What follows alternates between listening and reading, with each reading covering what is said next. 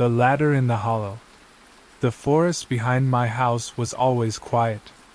Not the kind of quiet that soothes, but the kind that presses against your ears, heavy, like it's waiting for something to break it. I'd walked those trails for years, knew every twist of the path, every gnarled root that could trip you if you weren't paying attention.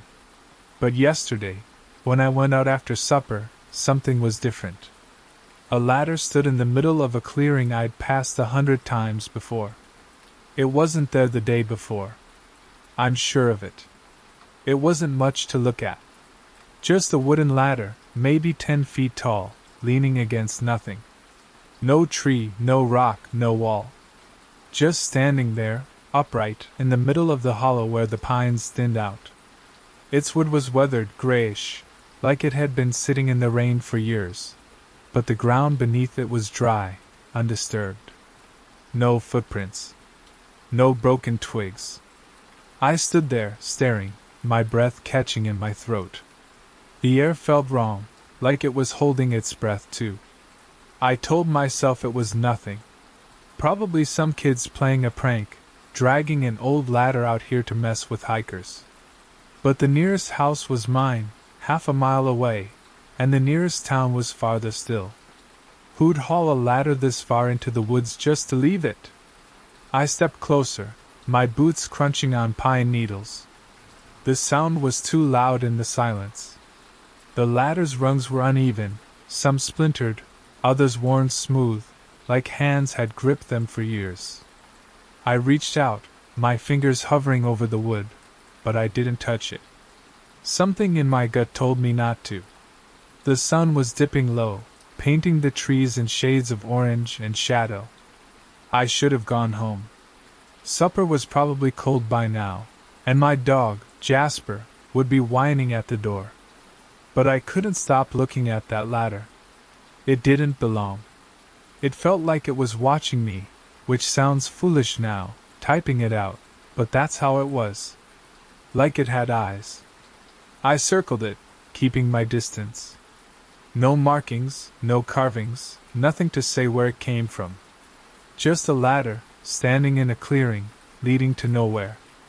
I told myself I'd come back tomorrow. Take a picture, maybe ask around town if anyone knew about it. But as I turned to leave, a sound stopped me. A creak. Soft, like a foot pressing on an old floorboard. I froze, my heart thumping. The clearing was empty. Just me and the ladder. I waited, holding my breath, but the sound didn't come again. Probably just the wind, I thought, though the air was still. I started walking, faster than I meant to, glancing back every few steps. The ladder didn't move, but it felt like it was following me, somehow. That night I couldn't sleep. Jasper curled up at the foot of my bed, but even he seemed restless, his ears twitching at sounds I couldn't hear. I kept thinking about the ladder. Where had it come from? Why was it there? I tried to laugh it off, told myself I was being silly, letting a piece of old wood get under my skin. But when I closed my eyes I saw it. Standing alone in the hollow, its shadow stretching too long across the ground. By morning, I'd convinced myself I was overreacting. The ladder was just a thing, not a ghost story. I'd go back, take a closer look, maybe even climb it to prove it was nothing. I grabbed my phone, a bottle of water, and Jasper's leash. He didn't want to come, which was odd. Usually, he's bounding out the door before I even clip the leash on. But today, he hung back, whining low in his throat. I had to coax him out with a treat. The walk to the hollow felt longer than usual. The forest was quiet again, that same heavy quiet, but now it felt like it was watching. The trees seemed to lean in, their branches brushing my shoulders like fingers. When I reached the clearing, the ladder was still there. Exactly as I'd left it. No footprints, no signs anyone had been here. I took a picture, but when I checked my phone, the image was blurry, like the lens couldn't focus. I tried again. Same thing. My hands were steady, I swear, but the ladder wouldn't come clear. Jasper growled, his hackles up. He was staring at the ladder, his body tense. I knelt beside him, stroking his fur, but he wouldn't budge. "It's just a ladder, buddy," I said, more to myself than to him. I stood, my legs feeling heavier than they should.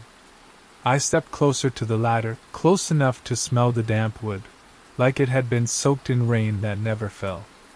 I reached out again, my fingers brushing the first rung. It was cold, colder than it should have been in the morning sun. Then I heard it again. The creak. Louder this time, like something heavy was stepping onto the ladder from above. I yanked my hand back, my heart racing. There was nothing there. No one above, no one around. Just the ladder, and me, and Jasper, who was now barking, sharp and frantic. I backed away, my eyes locked on the rungs. For a moment I thought I saw something, a shadow, maybe, flickering at the top. But when I blinked it was gone. I didn't climb the ladder that day. I grabbed Jasper's leash and headed home, my steps quick, my breath uneven. I told myself I'd figure it out later. Maybe call someone, a ranger or a neighbor, to come look with me. But deep down, I wasn't sure I wanted to know what was at the top. Not yet. I didn't go back to the hollow for 3 days. Work kept me busy, or that's what I told myself. Truth is, I was avoiding it. The ladder had lodged itself in my thoughts, like a splinter you can't dig out. Every time I passed the back window, I'd glance toward the woods, half expecting to see it standing there, closer to the house. Jasper wasn't himself either. He'd stopped sleeping at the foot of my bed, choosing instead to lie by the door, ears pricked, like he was waiting for something. On the 4th morning, I couldn't stand it anymore. The not knowing was worse than the fear. I needed answers. I grabbed a flashlight, my phone, and a notebook to jot down anything strange. Jasper refused to come, no matter how many treats I offered. His eyes followed me as I left, and I felt a pang of guilt, like I was betraying him by going back. The forest felt different this time. The air was thick, humid, like a storm was coming, though the sky was clear. The trail to the hollow was familiar, but the trees seemed to crowd closer, their branches tangling overhead, blocking out the sun. I kept my eyes on the ground, watching for roots, but my mind was on the ladder. What was it doing there? Who put it there? And why did it feel so wrong? When I reached the clearing, my stomach dropped. The ladder was still there, unchanged, its gray wood stark against the green of the pines. But something was off. The ground around it looked different, like the dirt had been disturbed. Not footprints, exactly, but shallow grooves, like something heavy had been dragged in a circle around the ladder. I hadn't noticed that before. I crouched, running my fingers over the marks. They were smooth, deliberate, like someone had taken their time. I stood, my heart beating too fast. The clearing was silent, but it wasn't the usual forest quiet. It was deeper, like the world was holding its breath.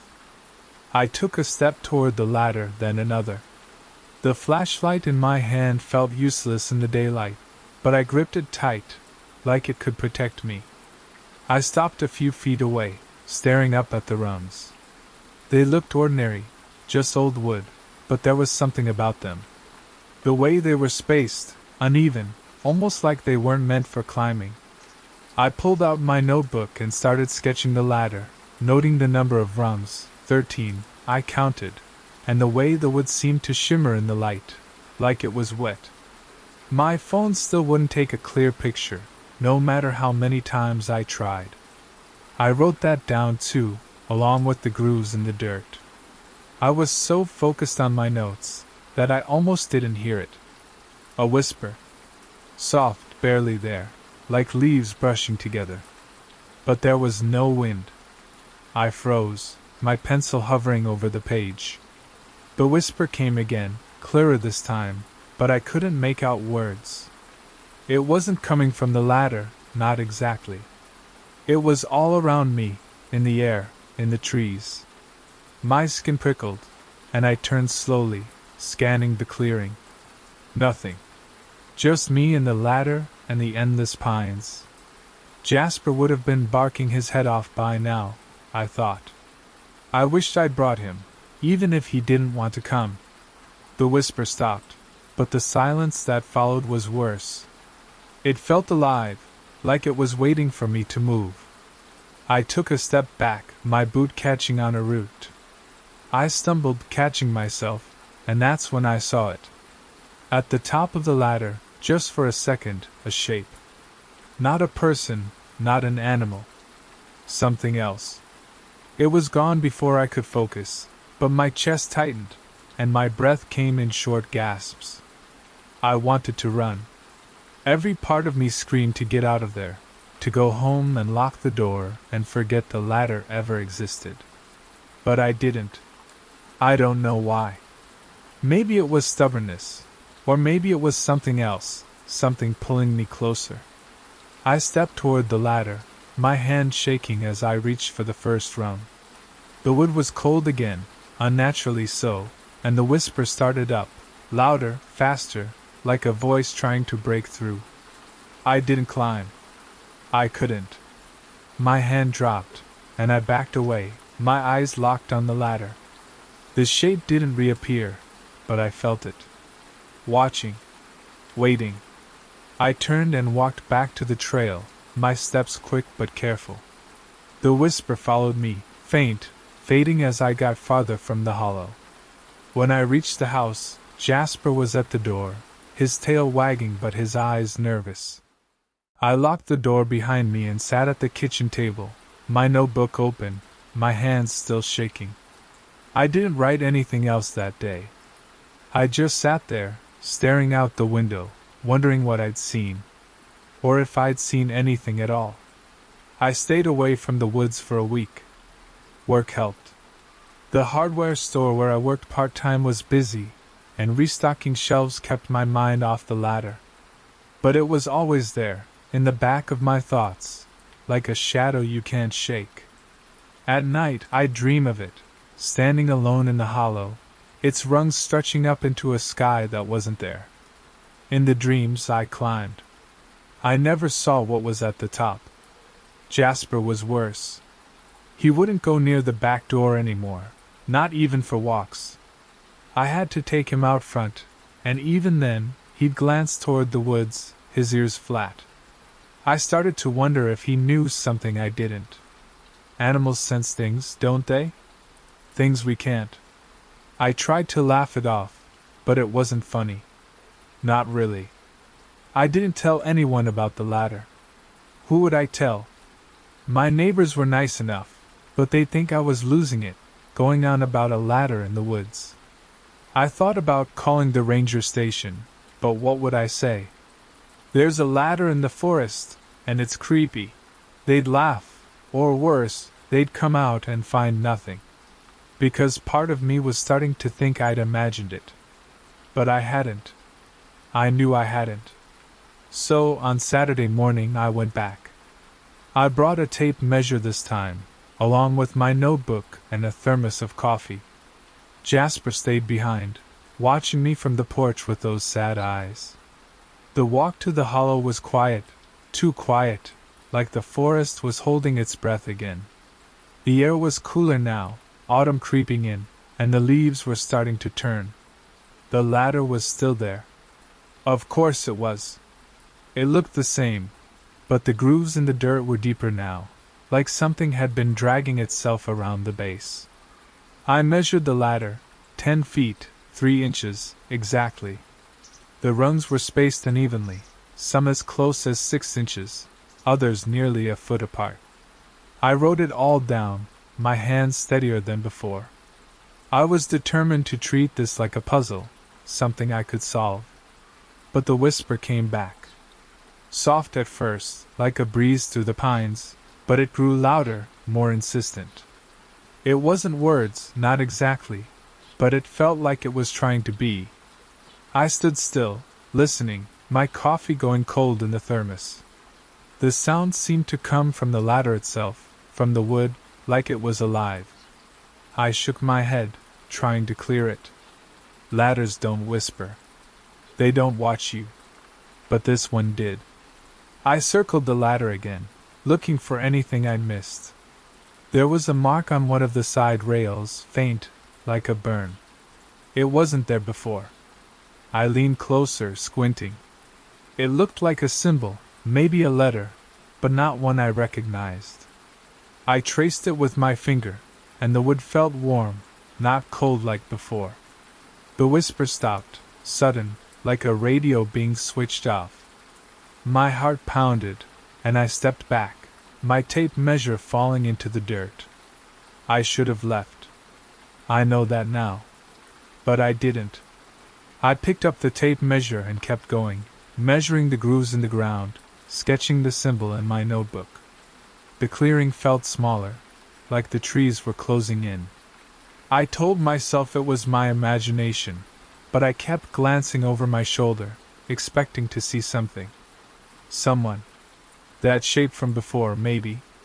But there was nothing. Just the ladder and me. When I finished, I sat on a stump a few yards away, sipping my cold coffee. The ladder didn't move, didn't whisper, but it was watching. I know how that sounds, but it's true. I could feel it, like a weight on my chest. I wrote one last note in my book. Don't climb it. I underlined it twice, my pencil digging into the paper.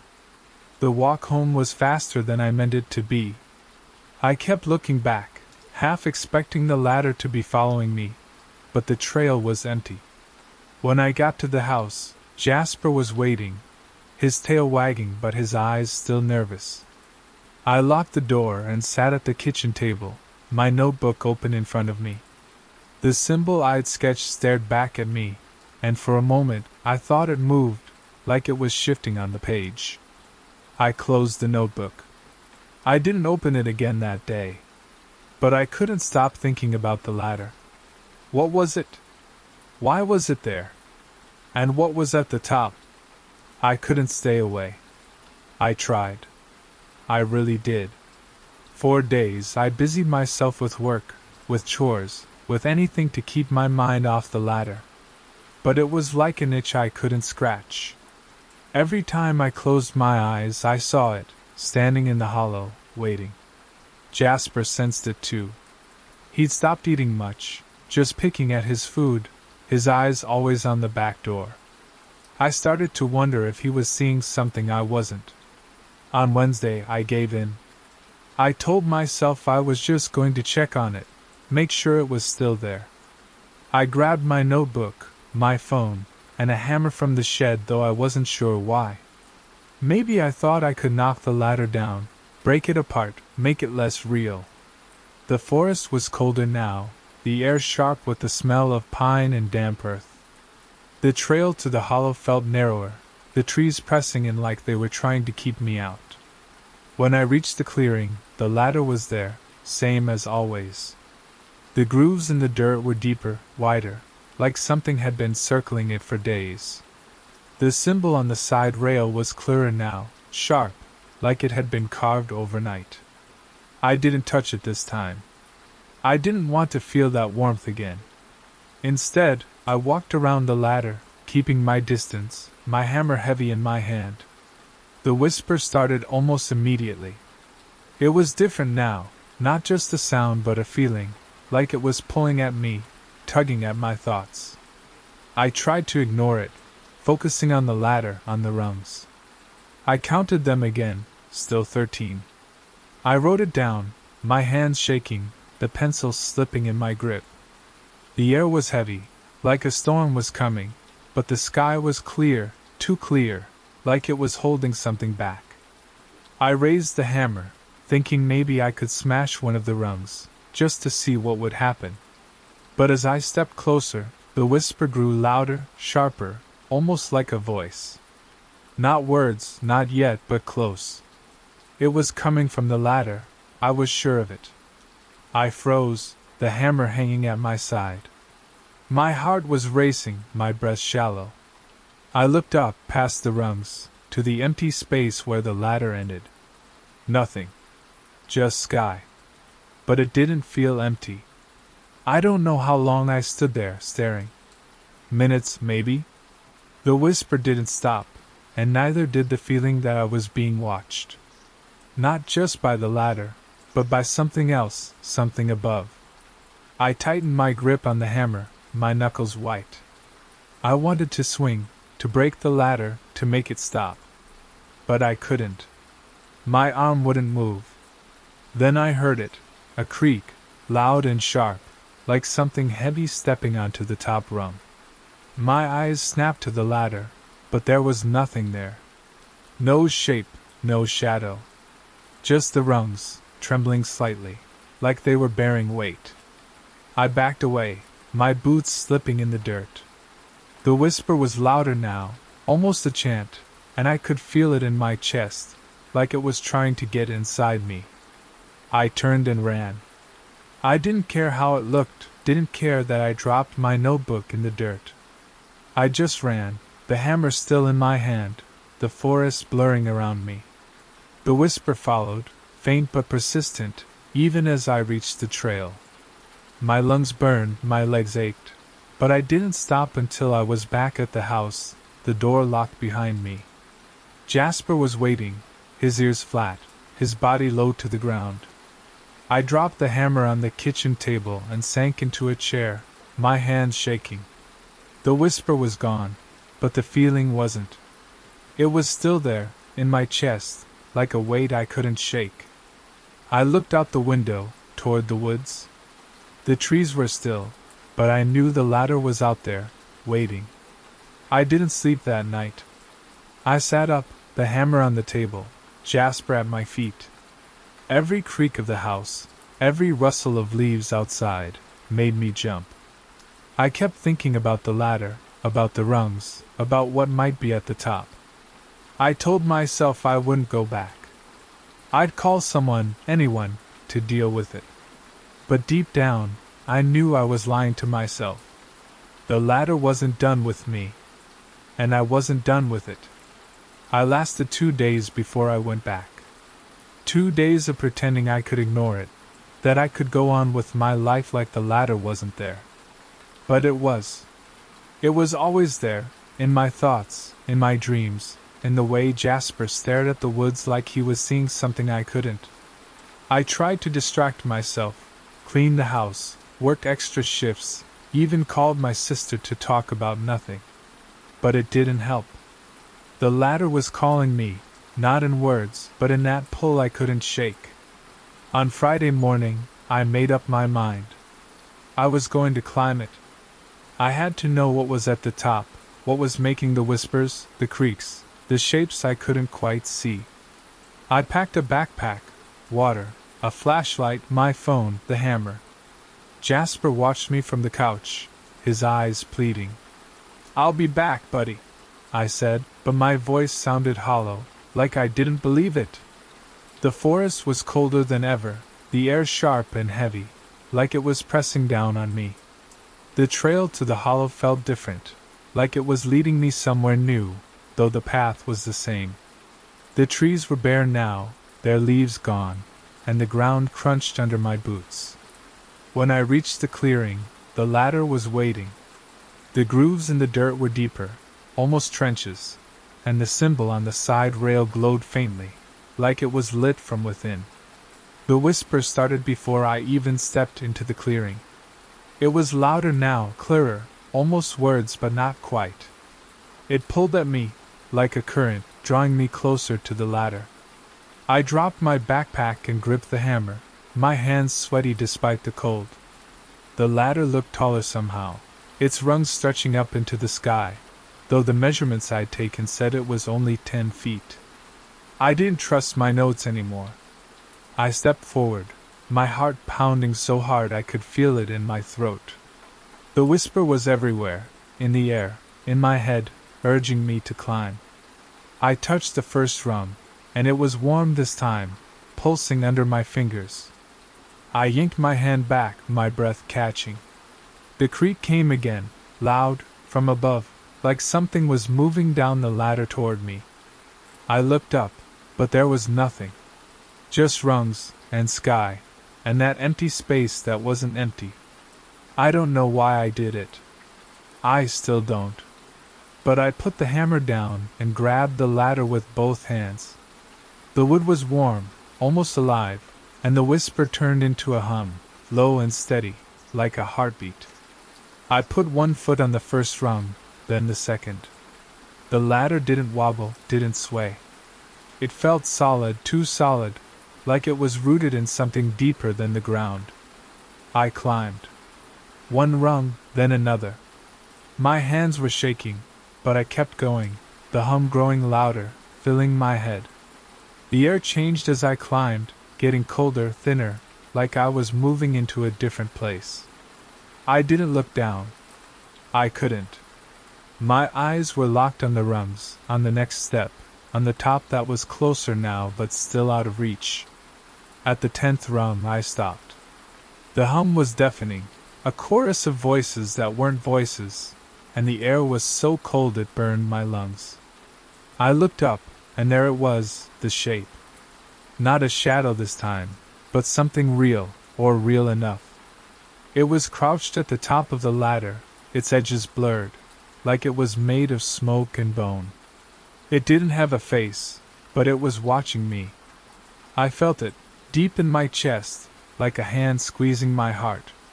I wanted to scream, to climb down, to run. But I couldn't move. The shape reached out, not with hands but with something else, something that brushed against my mind. The hum became words, not spoken but thought, telling me to keep going, to climb higher, to see. I shook my head, my hands gripping the rungs so tight they hurt. "No," I whispered, my voice barely there. The shape moved closer, and the ladder shook, a single, violent jolt. I lost my grip, my foot slipping, and I fell. The ground rushed up, too fast, and I hit it hard, the air knocked out of me. The hammer was beside me, my backpack a few feet away. The ladder stood above me, unchanged, and the shape was gone. The whisper was gone too, replaced by silence, heavy and final. I grabbed my things and ran, my legs weak, my chest aching. When I got home, Jasper was at the door, whining, but he didn't come near me. I locked the door and sat on the floor, my back against it, my breath ragged. I didn't go back to the hollow. I don't know if I ever will. But I know one thing. The ladder's still there. And it's waiting. The hollow whisper. The doctor promised the pills would help. He said the shadow people would fade, like mist burning off in the morning sun.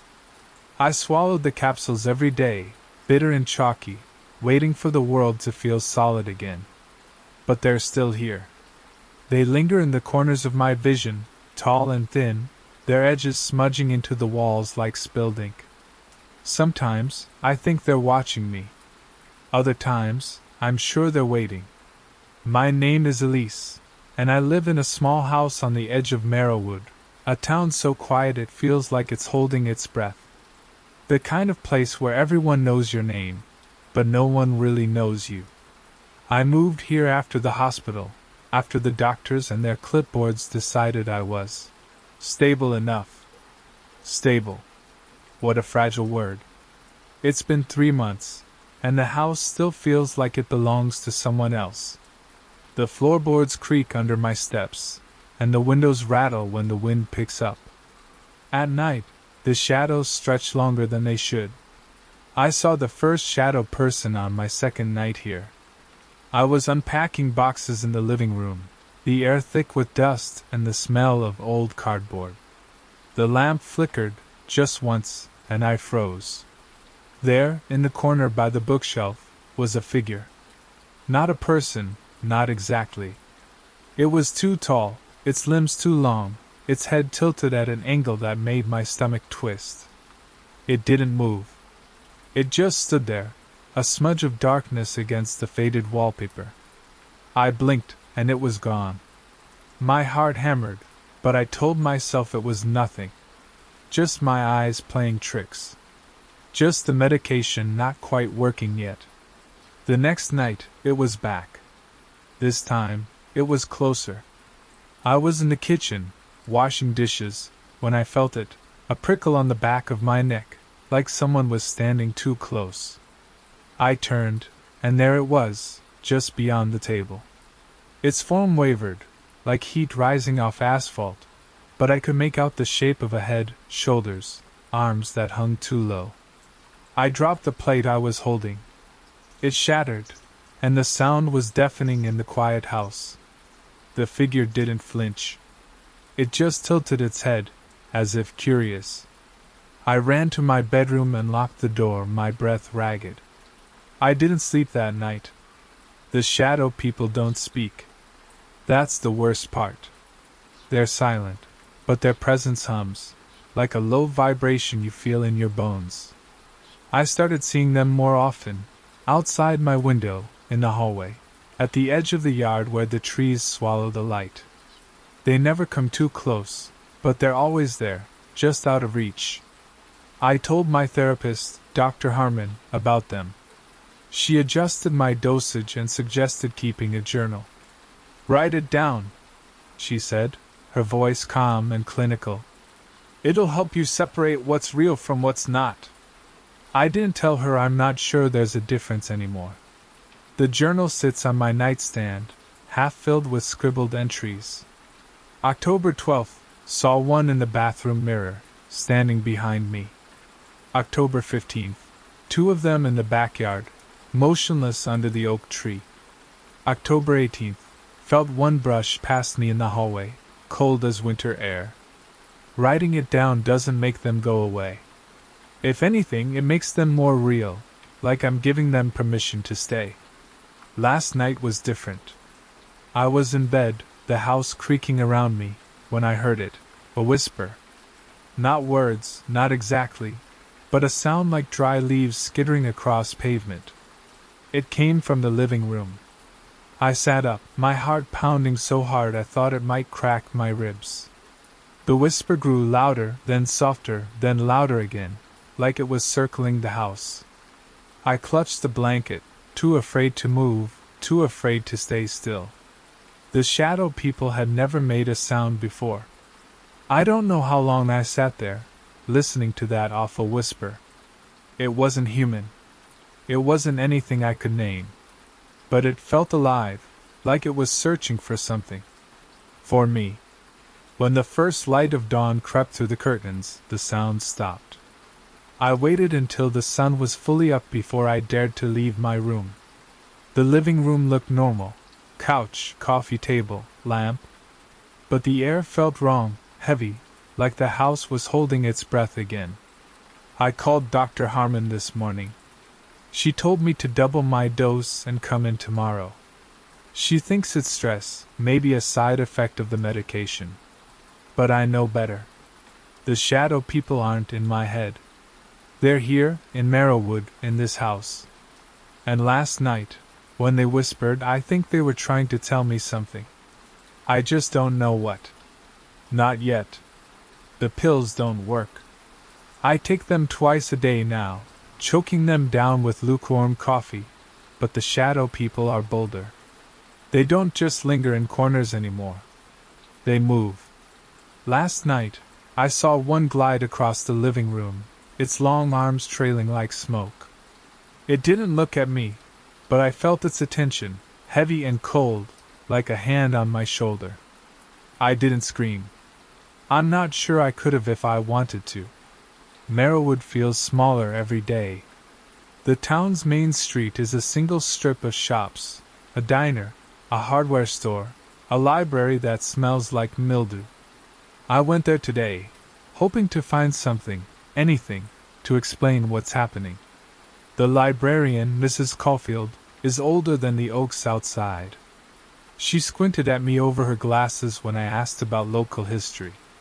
"You're the new girl, aren't you?" she said, her voice sharp as a tack. I nodded, feeling like a specimen under glass. She pointed me to a shelf in the back, where the books were so old the pages felt like they might crumble. I found a thin volume called Marrowwood, a history. It was mostly dry accounts of the town's founding, the lumber mill that closed in the 50s, the church that burned down twice. But there was one chapter, barely 2 pages, that made my skin prickle. It mentioned the hollows, a term the early settlers used for the woods around town. They believed the hollows were alive, not with animals or spirits, but with something else. Something that watched. Something that waited. The book didn't elaborate, and I didn't want to ask Mrs. Caulfield. Her stare was already too knowing. I took the book home and read it cover to cover. The shadow people were there when I looked up, 3 of them this time, standing by the windows. Their shapes were sharper now, less like smudges and more like silhouettes cut from black cloth. I tried to ignore them, but the air grew thick, like I was breathing through a wet rag. The whisper came again, faint at first, then louder, curling around me like smoke. It wasn't words, but it had intent. It wanted me to listen. I haven't slept properly in days. My eyes burn, and my hands shake when I try to write in my journal. Dr. Harmon says it's anxiety, but she doesn't understand. The shadow people aren't just in my head. They're in the walls, in the air, in the way the light bends at dusk. I started noticing things in the house, scratches on the floorboards I hadn't seen before, a faint smell like damp earth in the hallway. Once I found the back door ajar, though I swear I locked it. The wind, I told myself. Just the wind. But tonight something changed. I was in the kitchen, making tea, when the whisper came again. This time, it was closer, like it was right behind me. I turned, and one of them was there, inches away. Its face, if you could call it that, was a void, but I felt its eyes, or whatever passed for eyes, boring into me. My mug slipped from my hands, shattering on the tile. The sound didn't faze it. It leaned closer, and the whisper became a hum, low and relentless, vibrating in my chest. I stumbled back, my hips slamming into the counter, and it vanished. But the hum didn't stop. It's still there, even now, as I write this. It's in the house. It's in me. I don't know what they want. I don't know if they're trying to scare me or warn me or something worse. But I can't leave. The thought of packing a bag and driving away feels impossible, like the house won't let me go. I tried calling Dr. Harmon again, but the line went dead halfway through. The power flickered too, just for a second, but long enough to make my heart lurch. The shadow people were there when the lights came back on, standing in a semicircle around the couch. They didn't move. They just watched. I'm writing this in my bedroom, the door locked, though I know it won't help. The whisper is louder now, and it's not just one voice. It's many, layered over each other, like a choir of dead leaves. I don't think they're hallucinations. I don't think they're human. And I don't think they're just watching anymore. They're waiting for something, and I'm terrified it's me. The house feels alive now. Not in a comforting way, like a home with a heartbeat. It's more like a predator, crouched and waiting. The shadow people are everywhere, behind the curtains, under the stairs, in the reflection of my phone screen. I stopped taking the pills. They were never going to help. Dr. Harmon doesn't believe me, but I know the truth. The shadow people aren't in my mind. They're in Marrowwood. I went back to the library today. Mrs. Caulfield wasn't there, but a younger woman, maybe in her 30s, was behind the desk. She had a nervous smile and kept glancing at the windows, like she expected something to be there.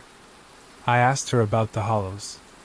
Her smile faltered, and she said, "You don't want to know about that." But I pressed, and she handed me a folder of old newspaper clippings, her hands trembling. "Be careful," she whispered, and I didn't know if she meant the papers or something else. The clippings were brittle, some from the 1800s, others newer. They told stories of missing people, loggers, children, travelers who wandered too far into the woods. The articles never said hollows, but they described the same thing: a darkness in the trees, a feeling of being watched, whispers that followed you home. One story, from 1923, mentioned a man who came back from the woods changed. He wouldn't speak, wouldn't eat, just sat in his chair, staring at nothing. His family said he heard voices, like dry leaves. My stomach twisted as I read that. It was too familiar. I walked home through the town square, the air heavy with the threat of rain. Merriwood felt emptier than usual, the streets too quiet, the houses too still. I kept my head down, but I could feel them, the shadow people, watching from alleys, from behind fences. Their whispers followed me, faint but persistent, like a song you can't unhear.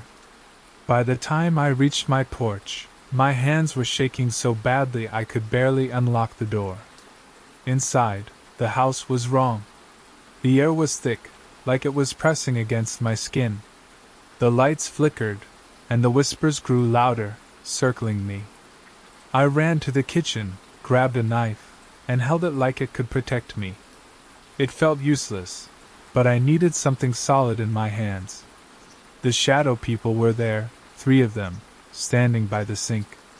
Their forms were clearer now, tall and possibly thin, with heads that tilted at unnatural angles. One of them moved, not walking but gliding, like it was part of the air itself. I backed away, the knife trembling in my grip. I don't know how long I stood there, frozen, waiting for them to do something. They didn't.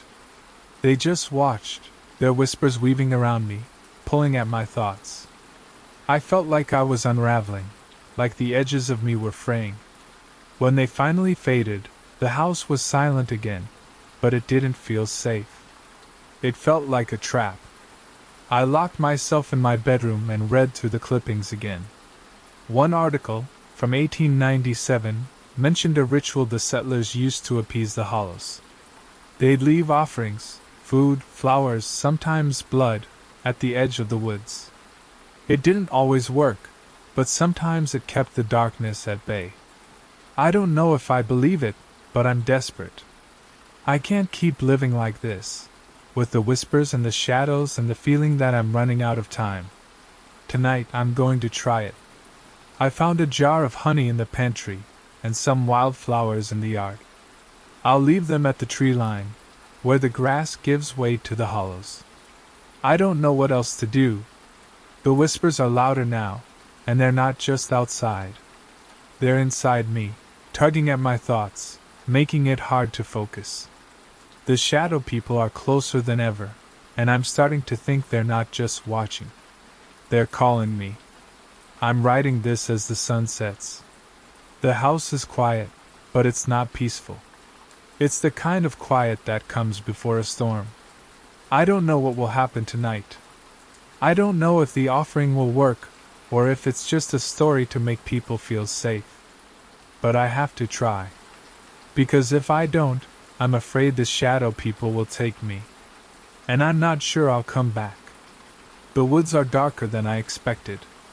Not just dark in the way night falls, but heavy, like the air itself is soaked in ink. I stood at the edge of the hollows tonight, clutching the jar of honey and a handful of wilted wildflowers. The whispers were there, curling through the trees, louder than ever. They weren't just sounds anymore. They felt like fingers brushing against my mind, pulling me forward. I placed the offering on a flat stone, just beyond the grass, and stepped back. Nothing happened. The shadows didn't come. The whispers didn't stop. I'm back in the house now, writing this with the curtains drawn and every light on. The offering was a mistake. I felt it the moment I turned away from the stone. The air shifted, like the woods were breathing, and the whispers grew sharper, almost angry. I ran home, my shoes slipping on the damp grass, my heart pounding so hard I thought it might burst. When I locked the door behind me, the house felt different. Not safer, but hungrier. The shadow people were waiting inside. 4 of them, standing in the living room, their forms so clear I could see the edges of their limbs, sharp as knives. They didn't move, but their heads tilted in unison, like they were studying me. I didn't scream. I didn't run. I just stood there, my back against the door, feeling the weight of their attention. The whispers were everywhere now, not just in the air but in my head, my chest, my bones. They weren't words, but they had meaning. They wanted something from me. Something more than honey and flowers. I haven't left the house since. It's been hours, and the shadow people are still here. They don't follow me from room to room anymore. They're just there, appearing wherever I go. In the bathroom, one stood behind the shower curtain, its silhouette rippling like water. In the kitchen, another hovered by the stove, its long arms swaying like branches in a storm. I tried calling Dr. Harmon again, but the phone just buzzes, like the line's been cut. I don't think it's the phone. I think it's the house. I went back to the newspaper clippings, looking for anything I missed. One article, from 1941, mentioned a woman who lived in this house. Her name was Margaret, and she disappeared after telling her neighbors about shadows that spoke. They found her shoes at the edge of the hollows, but nothing else. The article didn't say it outright, but I could read between the lines. She went into the woods, and the woods took her. I wonder if she heard the whispers too. I wonder if she tried to fight them. The house is colder now, even with the heat on. The lights flicker every few minutes, and the whispers never stop. They're not just calling me, they're pulling me, like a current I can't swim against. I keep thinking about Margaret, about her shoes left behind, about what she saw in the hollows. I don't want to end up like her, but I don't know how to stop it. The shadow people are closer now, their forms almost solid. I can see details, cracks in their faces, like broken porcelain, and eyes that aren't eyes but holes, endless and black. I tried burning the clippings, thinking maybe it would break whatever hold this has on me. The flames caught quickly, but the smoke smelled wrong, like damp earth and something sour. The shadow people didn't like it. They crowded around me, their whispers rising to a hiss, and I dropped the burning papers into the sink. The fire went out, but the smell lingered, and so did they. I think I made them angry. I'm writing this in the attic, the only place they haven't followed me yet. The air up here is stale, and the floor creaks with every step, but it's quiet. No whispers, not yet. I found an old box under the eaves, filled with letters and photos. One of them was of Margaret, standing on the porch, her face pale and her eyes wide. There was something behind her in the photo, a shadow, tall and thin, blending into the trees. I don't think she knew it was there. The whispers are starting again, faint but growing. They're coming from below, from the house, from the hollows. I don't know how much longer I can stay here. The shadow people want something, and I'm starting to think it's not just me. It's this house. It's Marrowwood. It's the hollows. And I'm running out of places to hide. The attic isn't safe anymore. I thought it would be, with its dusty beams and locked door, but the whispers found me. They're louder now, a chorus of dry, skittering voices that claw at my thoughts. The shadow people are here too, their forms flickering in the corners of the attic, their cracked faces watching. I'm sitting on the floor, my back against the wall, writing this because it's the only thing keeping me grounded. The house wants me to go to the hollows. I can feel it, like a pull in my chest, tugging me toward the trees. Last night I tried to leave. Not just the house, but Marrowwood. I packed a bag, clothes, my wallet, a bottle of water, and made it as far as the front porch. The shadow people were there, lining the yard, their long arms swaying like reeds in a river. The whispers were deafening, not just in my head but in the air, vibrating through the ground. I took one step off the porch, and the world tilted. The air grew thick, like I was wading through mud, and the shadows closed in. I stumbled back inside, slamming the door, my breath coming in gasps. They didn't follow, but they didn't need to. I'm trapped. The letters I found in the attic are spread out around me. Most are from Margaret, written to someone named Thomas. She talks about the house, the woods, the things she saw at night.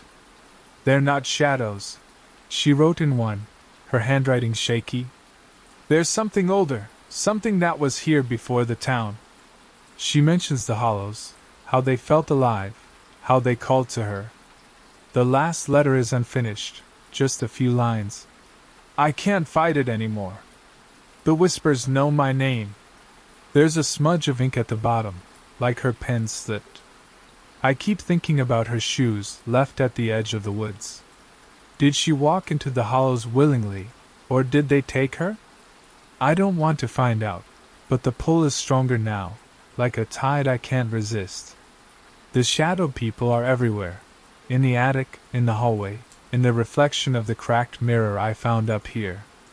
Their faces are clearer, their cracks deeper, their eyes bottomless. They don't move when I look at them, but I feel their hunger. It's not just me they want. It's something in me, something I don't understand. I tried praying, though I'm not religious. I whispered words I half remembered from childhood, hoping they'd mean something. The whispers laughed, not a sound, but a feeling, sharp and cruel. The shadow people tilted their heads, and the air grew colder. I stopped praying. It didn't help. Nothing helps. The house is alive, and it's angry. The walls groan, not like wood settling but like something breathing. The lights don't just flicker now, they pulse, slow and steady, like a heartbeat. I can't call Dr. Harmon. The phone is dead, and the internet stopped working hours ago. I'm alone, except for the shadow people and their whispers. They're not just calling me anymore. They're telling me to come to them, to the hollows, to the dark at the edge of the world. I don't want to go. I've been fighting it all day, clinging to the attic floor, to the pen in my hand, to the words I'm writing. But the pull is stronger now, and my thoughts are slipping. I keep seeing Margaret's face in my mind, pale and wide-eyed, like she knew what was coming. I see her shoes, abandoned in the grass. I see the hollows, waiting. The whispers are inside me now, louder than my own thoughts. They know my name. They know my fear. I'm writing this because I need to remember who I am, but it's hard. The shadow people are closer, their cracked faces inches from mine. I can feel their cold, like frost on my skin. The attic door is rattling, though I locked it. The house is done waiting. I don't know what's out there, in the hollows. I don't know what they want, or what I'll become if I go.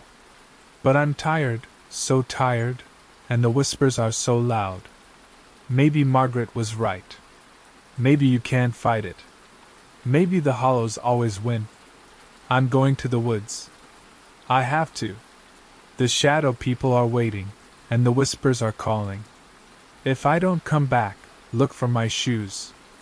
They'll be at the edge of the dark.